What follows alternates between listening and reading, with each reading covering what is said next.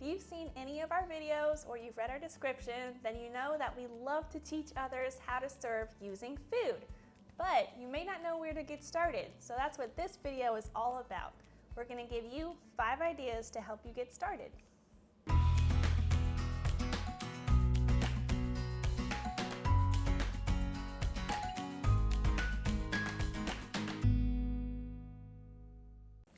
Before we jump into the 5 ideas, we want to share a little bit of the motivation behind them. The love of Christ has changed our lives completely, and that's the love we want to share with others. It's selfless and doesn't expect anything in return, and that's what these 5 ideas are all about. The first one is inviting a new family over for supper. This might be someone from your local congregation or a family that you've met elsewhere. Either way, it's a great way to show you care. Number 2, meet your neighbors. Take up some cookies. Who doesn't like cookies?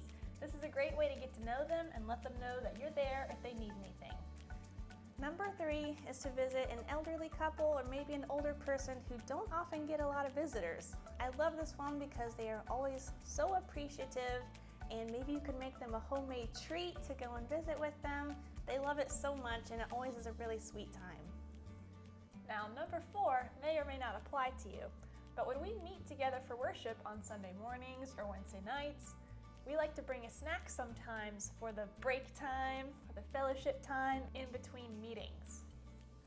If you meet with hundreds of other people, that may not be feasible, but we meet with a much smaller group, so bringing a homemade coffee cake or a cheese and cracker tray is always appreciated and can really add some fun to your fellowship time.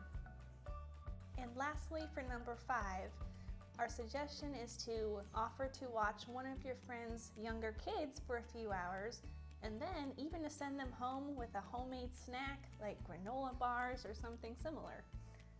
This way, the mama gets a break for a few hours, the kids are all entertained because they can help you make the snack, and they'll see it as like a fun activity they can do, and you're sending them home with it so that the mom can have snack options for later, because if you have kids, you know how fast kids can blow through snacks. Serving others with food is certainly not limited to these 5 ideas. Absolutely, these ideas are just meant to inspire you and encourage you to use your abilities to show someone that you love them. Thanks for watching.